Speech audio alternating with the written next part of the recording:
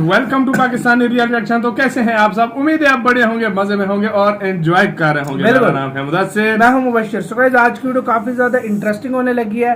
तो यार बहुत ज्यादा ये वीडियो रिक्वेस्टेड है। तो वीडियो का जो टाइटल है वो है top 10 great people of India of all time.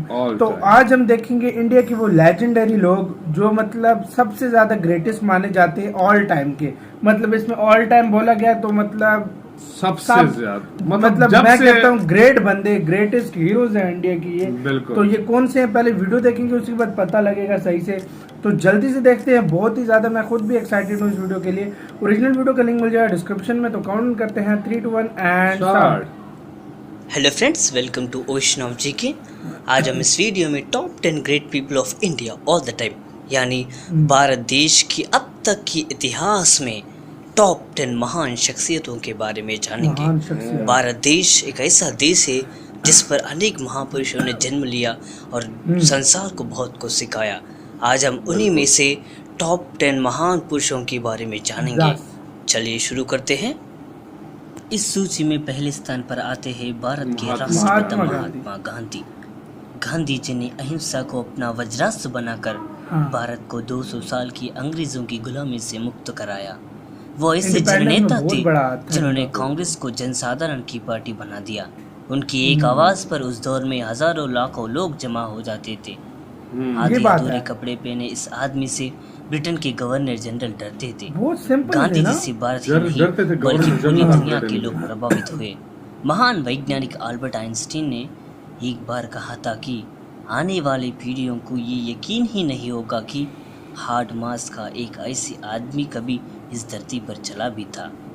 इसीलिए अहिंसा के पुजारी महात्मा गांधी भारत के महान शख्सियतों की सूची में पहले स्थान पर आते हैं। पहले स्थान इस सूची में दूसरे स्थान पर आते हैं महात्मा बुद्ध ने बौद्ध धर्म की स्थापना की, जो इस समय दुनिया के सबसे बड़े धर्मों में से एक है।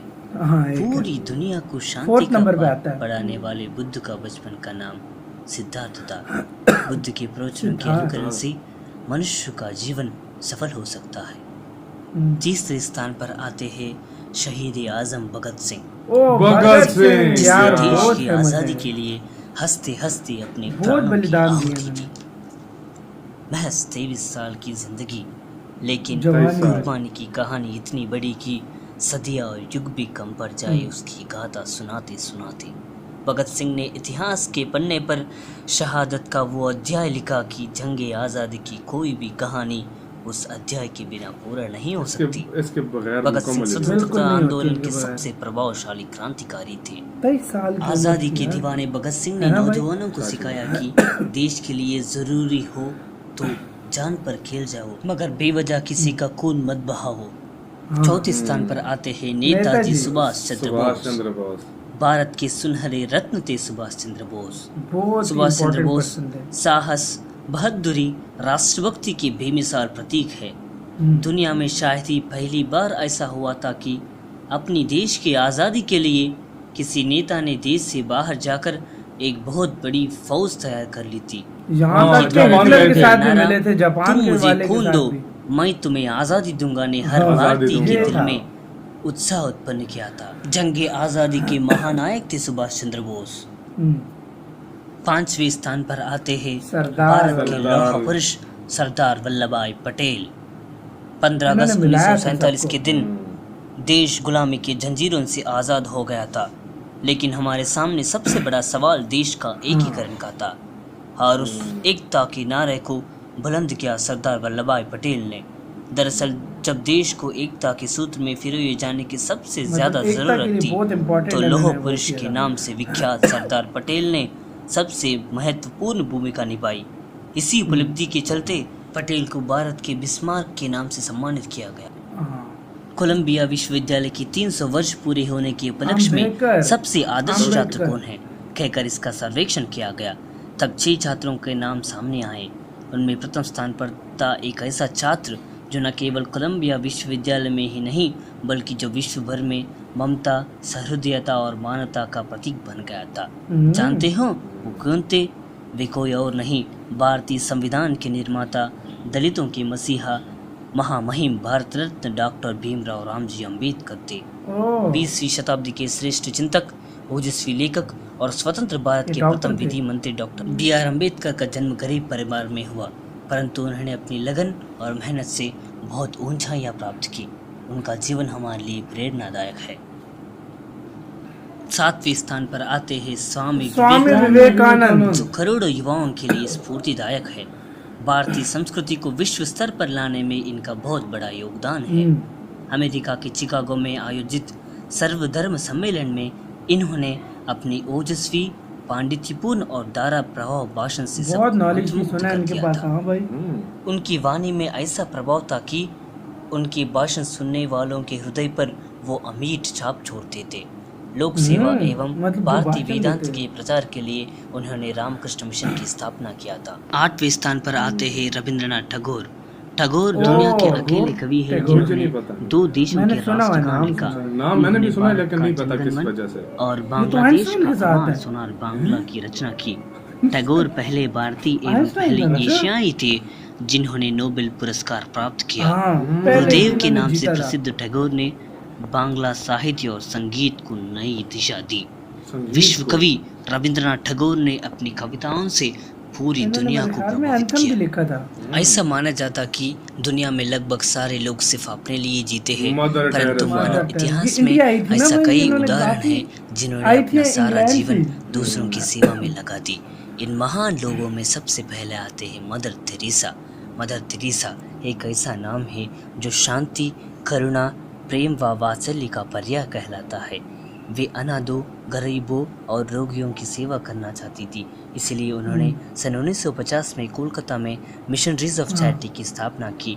उन्होंने अपना सारा जीवन गरीब, अनाथ और बीमार लोगों की सेवा में लगा दिया। उनकी इन मानवीय कार्यों के लिए उन्हें नोबेल पुरस्कार और भारत रत्न से सम्मानित किया गया। करुणामयी मदर तेरेसा ने अपने जीवन में यह साबित कर दिखाया है कि मानव सेवा ही माधव सेवा है। तमिलनाडु के रामेश्वरम समाचार पत्र बेचने वाला एक निर्धन बालक एक दिन सुप्रसिद्ध वैज्ञानिक तथा भारत का राष्ट्रपति बनेगा, और DRDO सपने में भी नहीं इनमें सोचा इनका था। नाम किंतु उस गरीब बालक ने सुनहरे पन्नों में जो है ना परिश्रम और लिखा लगन से यह सिद्ध कर दिखाया कि मनुष्य के लिए विश्व में कुछ भी असंभव नहीं है। मन में अगर चाह हो तो राह अपने आप मिल जाती है। जी हाँ, इनके कोई हेटर नहीं है, हमारे बिल्कुल पूर्व राष्ट्रपति और मिसाइल मैन से सुप्रसिद्ध भारत रत्न अबुल फकीर जलालुद्दीन अब्दुल कलाम है।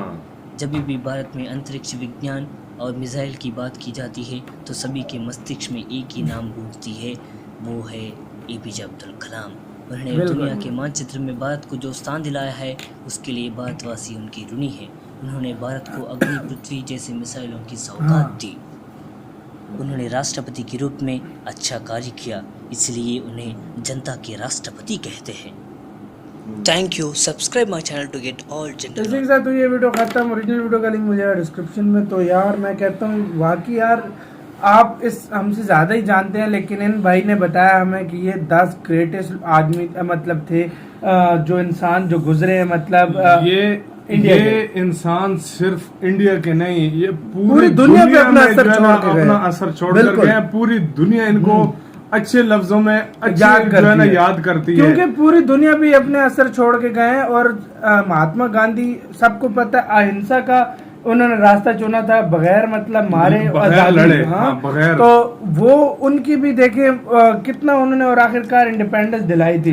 इसमें मतलब काफी और भी लोगों का हाथ था, सारों ने मतलब यही सारे लोग थे जिनकी वजह से पॉसिबल हुआ था। और भगत सिंह 23 साल उम्र जिया, लेकिन शेरों की तरह। उसकी मेन बात यह देखो, अपने देश की आजादी के लिए अंग्रेजों के खिलाफ जो है ना हंसते हंसते फांसी चढ़ गया था, लेकिन उसने जो है ना अंग्रेजों के नाक में 23 साल की उम्र भाई नॉर्मल उम्र होती है, उसमें देखे मतलब अभी 23 साल की उम्र में आजकल तो लोग मतलब कुछ सोचते ही नहीं है कि क्या करेंगे, मतलब सच में।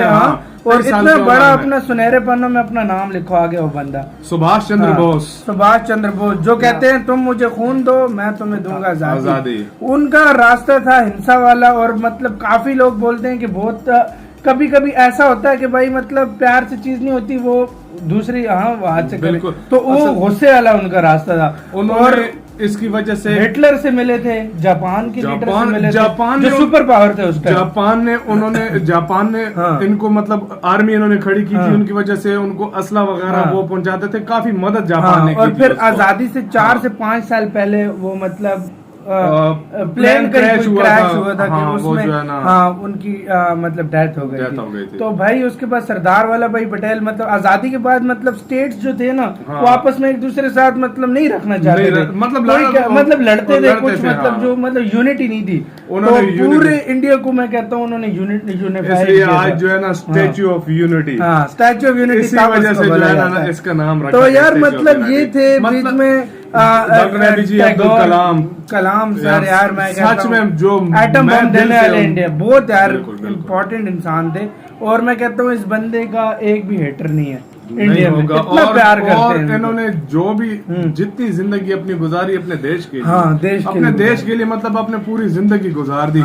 जितनी भी ये है 10 के 10 जो है किसी ने अपने देश के लिए जिंदगी कुर्बान की, और जो जिनकी बची थी उन्होंने पूरी अपनी देश के लिए मतलब। और एशिया का फर्स्ट नोबेल प्राइज मिला था उनको टैगोर को, रविंद्रनाथ टैगोर सर, एशिया का। और मदर टेरेसा जो कि मदद करने के लिए लोगों की, इंडिया उस टाइम बड़ी भाई मतलब नहीं था इतना सिस्टम, तो मदद करने के लिए आई थी। और मैंने जितना सुना है कि पूरी उन्होंने लाइफ अपनी इंडिया में बिता दी थी। इस पे मूवी भी बनी हुई है मदर टेरेसा पे। अच्छा, मैंने इंडिया की कोई यार भगत सिंह पे मूवी बनी है, मैंने देखी बनी है, बिल्कुल बनी है, काफी यार बंदों पे बनी है, गांधी जी पे, सरदार वल्लभ भाई सब पे बनी है, मोस्टली हर किसी पे बनी है। सो गाइस आप बताएं आपको इनमें से सबसे ज्यादा मतलब आपके लिए इम्पोर्टेंट बंदे कौन है, मतलब आप सबसे बड़े किसके फैन रहे? सब होंगे लेकिन एक होता है जिसका मतलब जिसकी जो सोच बहुत ज्यादा फैन होता है, उसको आगे लेकर बंदा आगे चलता है, मतलब वो जो मतलब आपकी इंस्पिरेशन है, वो कौन है? कमेंट सेक्शन में लाजमी बताइएगा। इधर वीडियो खत्म करते हैं, अपना बहुत बहुत ज्यादा ख्याल रखिएगा, बाय।